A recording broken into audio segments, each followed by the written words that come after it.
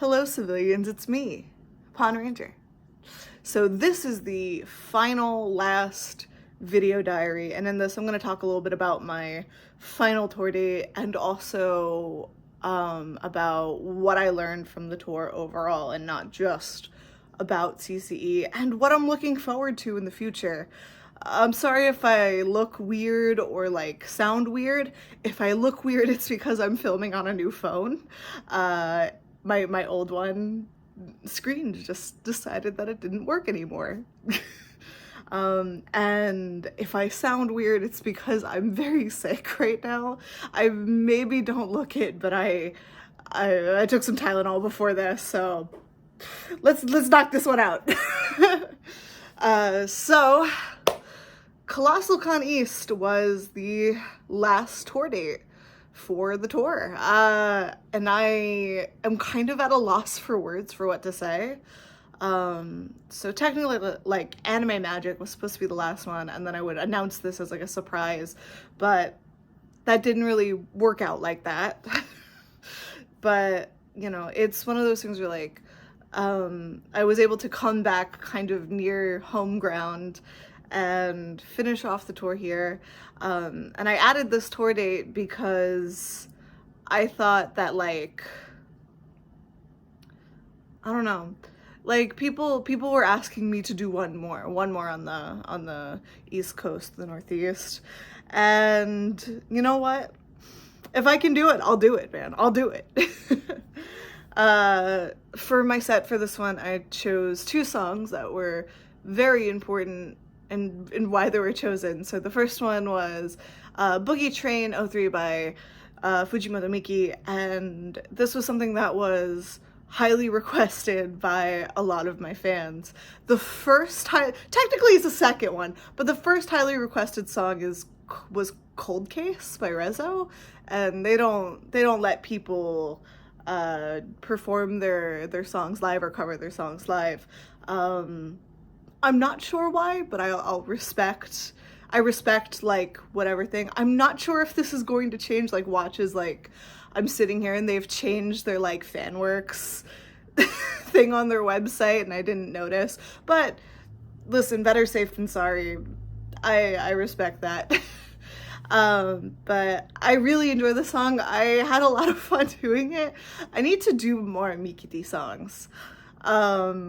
So one of these days I'll do, oh no, I lost my train of thought. One of these days, I need to do more Mikiti songs because this is literally so fun. I don't know what the hell Hello Project put in their music, or Tsunku put in his fucking music to make it that good. I like post about it on Twitter and like my friends are like, it's all the yeah and the and the oh yeah DJ noises that he makes and like sampling his own voice, and also a healthy respect for the fattest bass lines you've ever heard. So I love doing 2000s Hello Project music. One of these days I'm going to cover Romantic Ukare Mode. One of these days. I cannot promise when, but I will do it at some point because I also love that song. And then my second song was Hashire by Momorito Clover, which is a song I wanted to do for a very, very long time. And when I say like very long time, I mean like before like Pawn Ranger. Like being like younger. Like, I don't even remember how old I was. I just remember like coming across it on YouTube and like really enjoying the song and getting into Momoclo as like in middle school and really wanting to do this song. And I have a very interesting history with this song other than like me choosing it for like lyrical content also, where I was going to do it for my performance at ANYC's hallway stuff, and then I didn't have the range or know with how to like do it, and then I ended up not, and then I wanted to add it to a different set and I ended up not doing that later on, so I did it. And then also like lyrical content. I feel that right now, like the lyrical content for Hashire kind of describes how I'm feeling right now after completing this whole tour. I'm going to cry if I recite them, but I encourage you to go down to the description and see the translation that I linked down below, because at about the second verse, it's over for me. And then of course, like, the opening line is like, I see you on the same train. It works. It's thematically great. And I definitely did cry during my set. I know people think it's like kind of gauche when like overseas idols like cry on stage. And I have two things, maybe three, to say to that. The first one is, I don't care. They're my tears and I'll shed them wherever I want.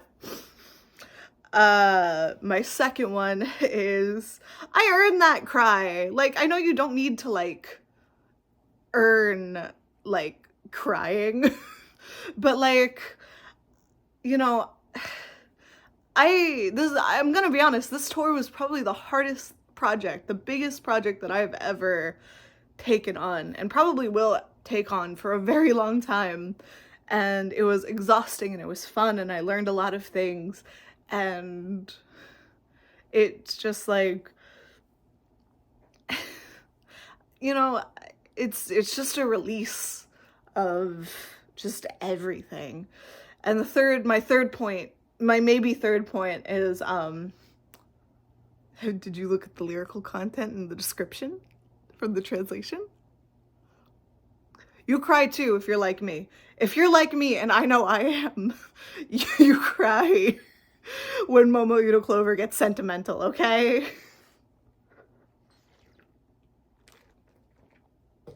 So what did I learn from Colossalcon East? So the thing that I learned is that, again, it's okay to be vulnerable, and that people will, like, if you build something, people will come. And I think more than anything, and I'm gonna get into what this whole tour taught me, but everything just sort of wraps up into one thing. Like, it's just a nice bow. It's just like a nice culmination of everything that I learned, because I learned like 2 new songs for this under like 3 or 4 weeks, because I barely had any time between the rest of my tour dates to practice any of it. So I pulled together all this and it looked great. I looked at the footage that I got and I can like see a marked improvement from me at Puchicon versus me at Colossalcon East performing, and that's kind of insane to look at, and that makes me happy. So what am I doing after all this tour? So I know I said I'd take a break, but I have a few things. My 2 big things right now are NorthWest IdolFest and Guardian's release. So I'll start with Guardian. Guardian, the thing that I announced a couple months ago. It's coming out soon.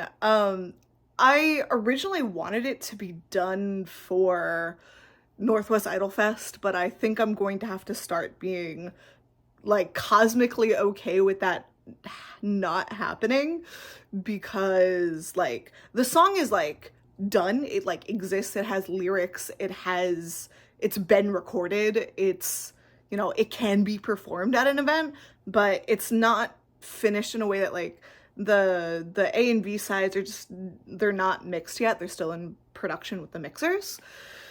So I'm aiming for November, and honestly, it isn't a bakery Sentai first time go of it without there being a drought, a plague of locusts, everything on fire, the crops burning and dying, significant delays, technical issues, a blackout, the Y2K bug, tornado, hurricane, typhoon,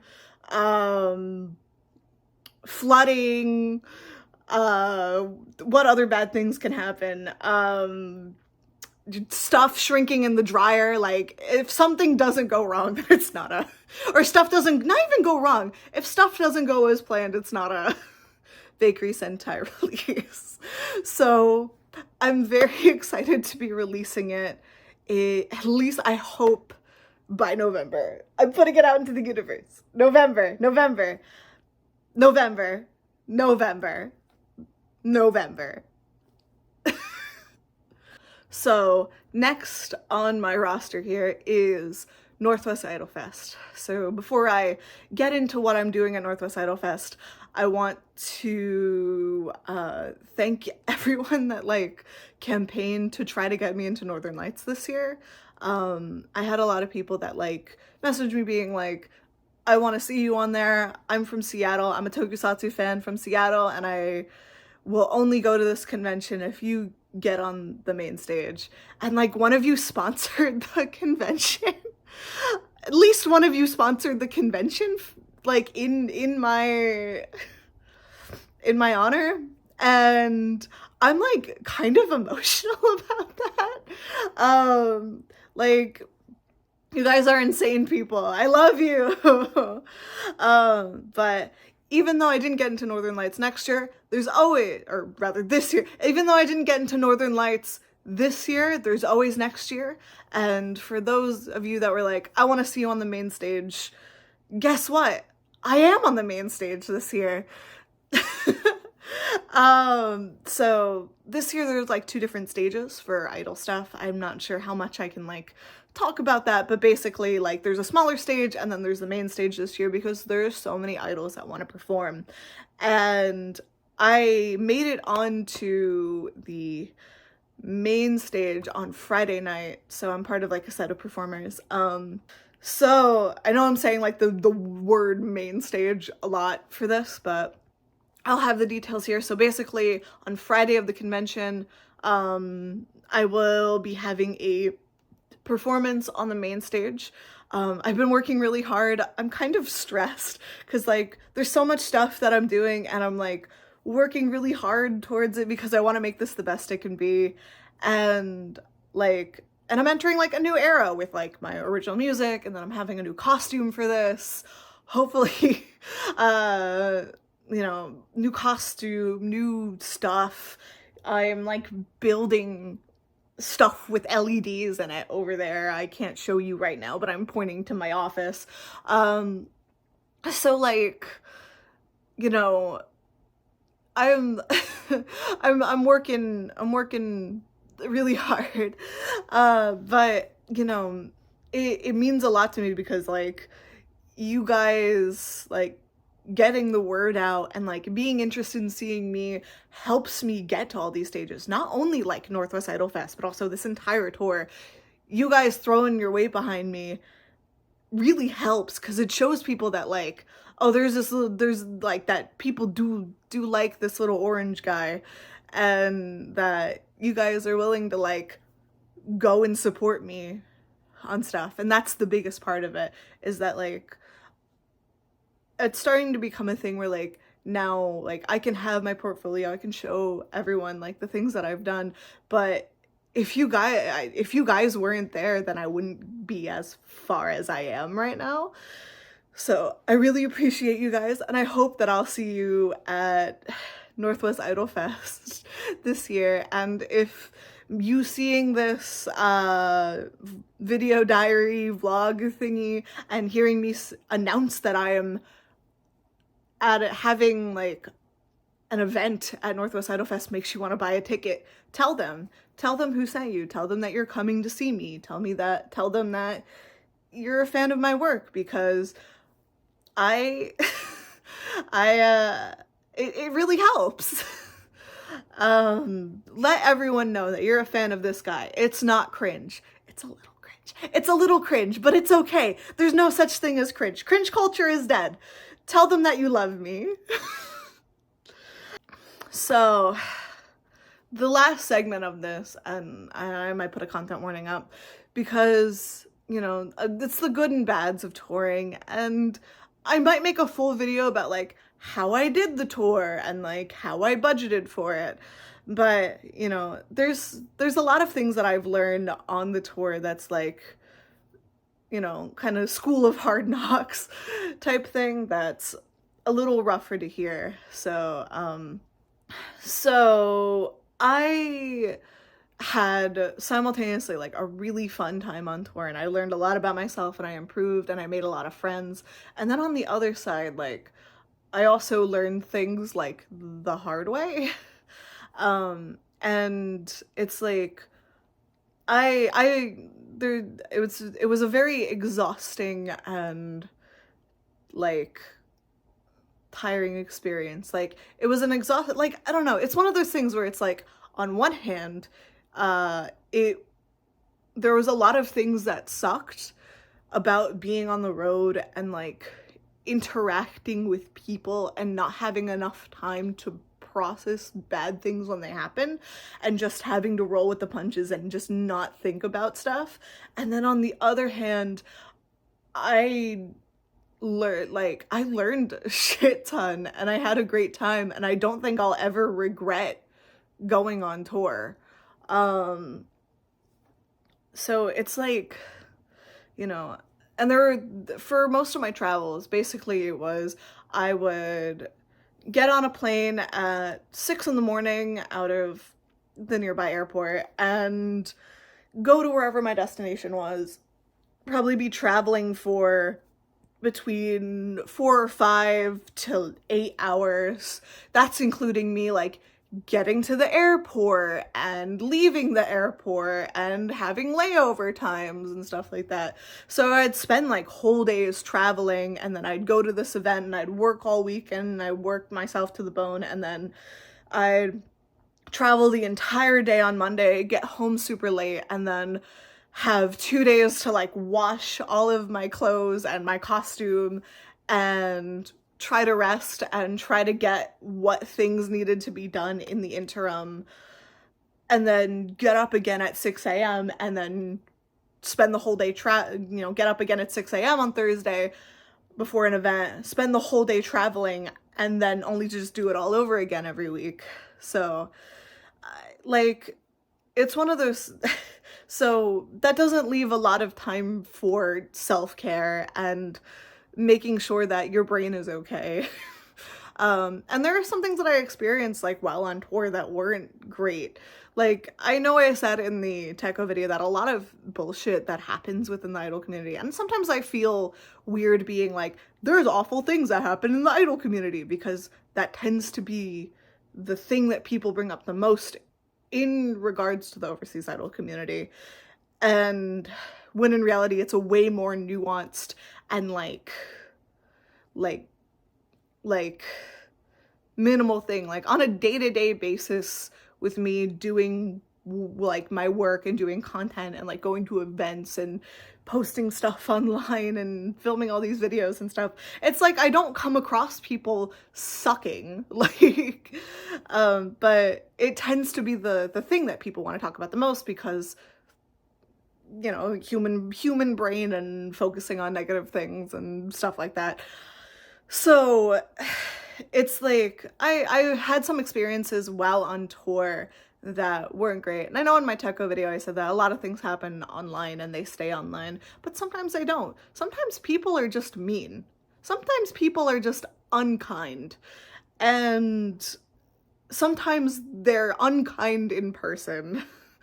And it was kind of hard for me to like come to terms with that, because it's like, I personally like am of the opinion that like, if you don't like someone, or you don't like their content, or you don't, if you don't like their content, then that doesn't make them a bad person. If if their thing is not your thing, then that doesn't mean that they're a bad person necessarily. And it's like, if personally for me, it's like, if I don't like someone or something, whatever, it's not their problem, it's my problem. So I don't know, it's just one of those things where like, I've come across so many experiences, not so many, but like, I've come across a lot of experiences where like, I had like not great shit happened to me, and I don't know, I choose to be private about it, but it's one of those things where it's like, if I were to just, if it were like a one-time thing, like someone was shitty to me at a convention, and then I was able to go home and just go on with my, go home, process it, and relax, I think it would be much easier to handle than me having that happen, but when I get home, I have work to do. And a lot of that, like, stuff with, like, the travel time and stuff made it a little difficult for me to process, like, some of these things. So, like, I've sort of put it off for, like, a couple months, and now that the tour is over, it's kind of hitting me. Don't worry, I'm good with, like, therapy and support system, but it's just, like, I think there's a certain thing about this where, like, it's kind of taught me that, like, there's a lot of this thing, maybe I'm stronger than I realize, and I don't think of myself as being, like, a mentally strong person, necessarily, but, like, it's, having to deal with all that, it just makes me think, like, oh shit, maybe there, that takes quite a bit of mental strength to just be able to experience those things and then move along so quickly and then deal with them later. It's just, a weird experience. And the other thing on that is, like, again, it's like, people want to talk about negative things that happen in the community, and I think there's a time and place for that. Personally, for me, I do feel a little weird being like, I've experienced people being assholes to me in person at these events, because I also don't want to scare, like, younger people away from, like, doing this, because, like, the thing is that, like, the community is not all good, but it's also not all bad. It's not, like, no music scene. I view the overseas idol community as primarily being, like, a music and performance scene. So, like every single scene like that, there's going to be people that are jerks, and then there's going to be people that are fine. And it's the same thing. Not everyone's good or bad, but some people act in ways that are unkind sometimes. And it's not that that's okay, but it's, it's just a natural part of it. And, I just have very complex feelings about it. Ideally, everyone would be kind. I don't know. I don't know what my wrap up to this point was. I think it's that the second thing I learned past things that happen online usually stay online is sometimes people that are jerks, it's theater kid bullshit. It's theater kid bullshit. Anything that happens in the idol community usually like that's theater kid bullshit.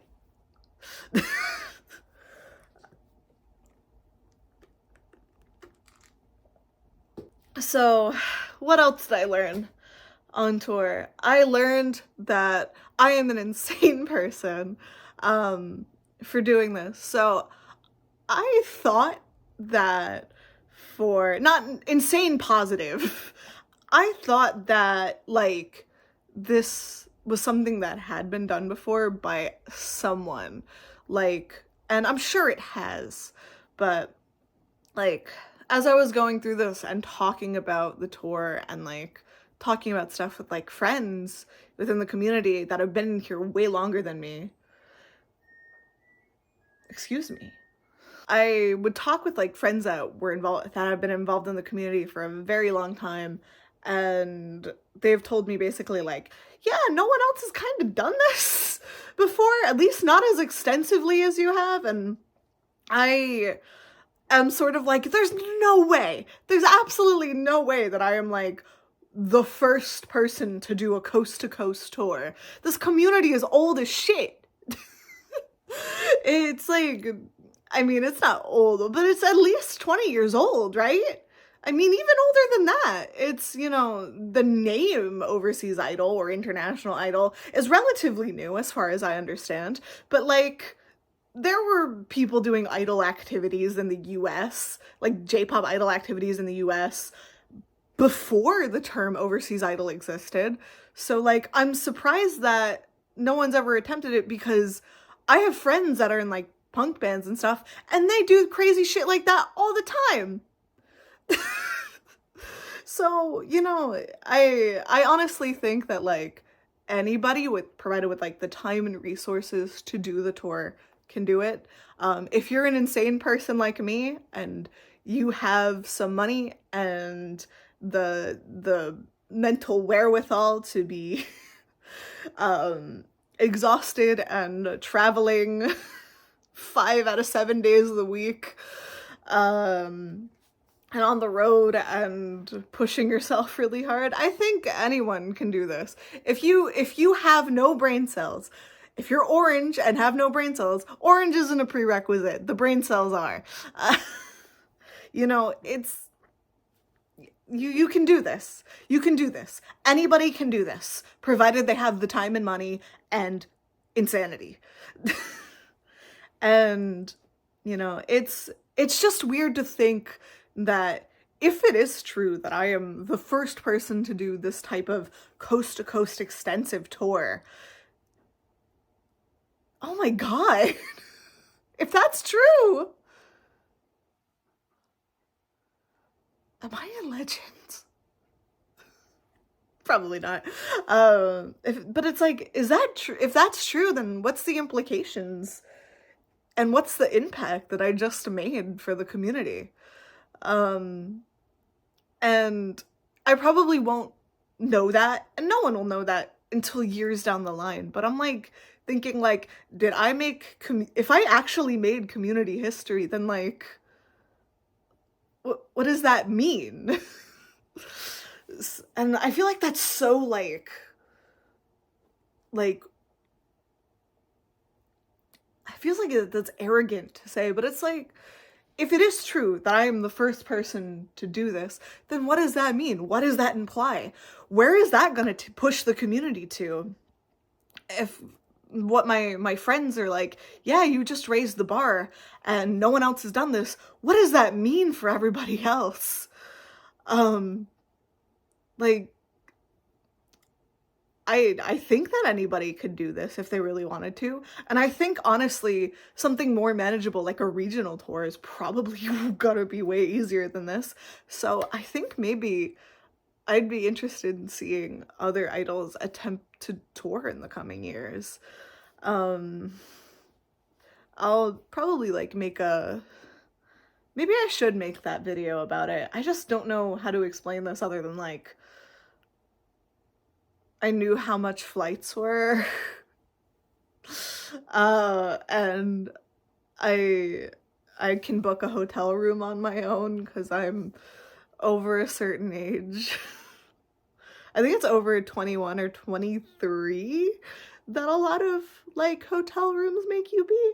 Do they make you be 18 now only? Because when I was younger, the like minimum age to book a hotel room was like either 21 or 23, depending on the chain that you went to. So I don't know, tell me that down in the comments.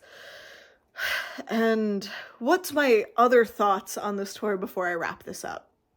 So as exhausting and as like mentally strenuous as this all was, and as fulfilling and cool as this all was, I think I'd like to try it again in a few years. Not next year whatsoever. I think I'm basically going to like take it easy and focus on like making more original music and playing around with like the independent tokusatsu stuff. You know, but I'd like to do it again sometime.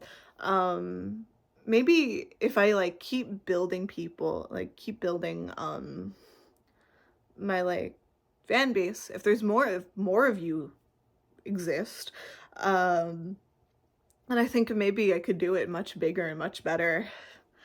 I think one of my goals is at some point is to to like think more seriously about this business side of it. Like, I don't want to go like full corporate on you guys or anything, but I think another thing is like this tour made me think a lot more about like the business aspect of it, and the management aspect of doing like overseas idol stuff, and that's pretty cool. Like that's a new angle that I didn't think about before.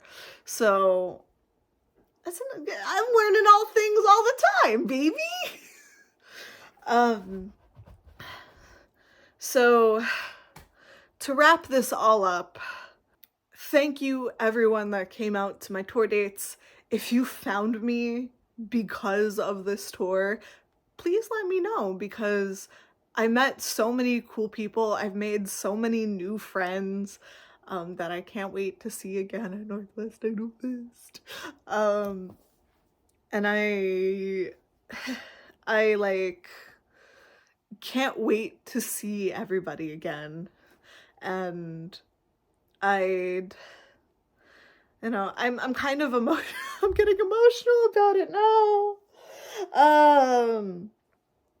I really couldn't have done this tour without you guys, and you guys being like, you should definitely do this, and I want to come see you at this thing.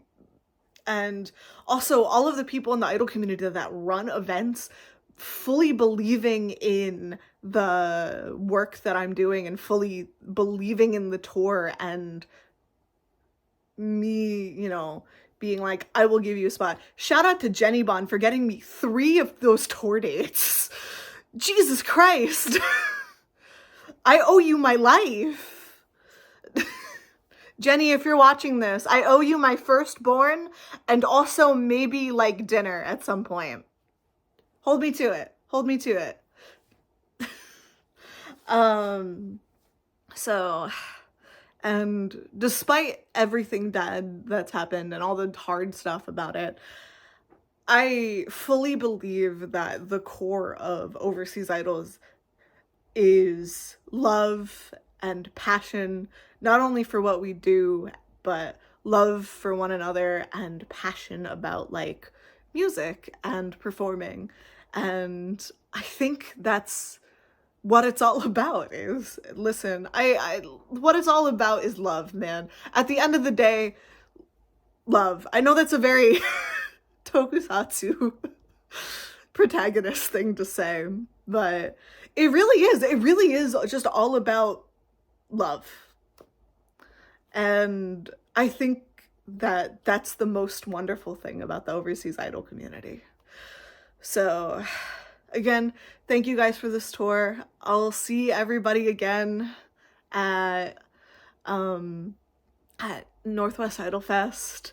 Thank you for always supporting me and having my back, and again, not only propelling me through this tour, but also getting me on a main stage thing for NorthWest IdolFest, because you guys want to see me do good stuff. I'm joking around because I really don't want to cry. But thank you all again. I hope you enjoyed this video diary series. Maybe I should make more of these if I, after every single event that I do. Let me know what you guys think. I'll see you guys at NorthWest IdolFest. Bye!